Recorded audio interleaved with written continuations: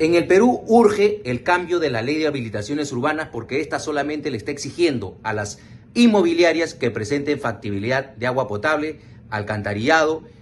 y energía eléctrica por parte de las concesionarias que prestan servicios. Cuando esta ley debemos establecer que le obligue a la construcción de pozos tubulares y reservorios para tener agua a las 24 horas. No solamente eso, sino también le obligue a construir plantas de tratamiento de aguas residuales para no tener desperdigado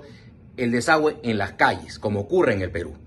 Por otro lado, debe exigírsele también a las inmobiliarias en la ley de habilitaciones urbanas que dejen dobles vías, con cada vía de 4 carriles, y también dejen cocheras comunales, de tal manera de que no exista congestionamiento y que el sueño de la casa propia no se convierta en una pesadilla de la casa propia. En los países desarrollados esto ya está implementado y en el Perú debemos exigir también para que no sea un problema familiar.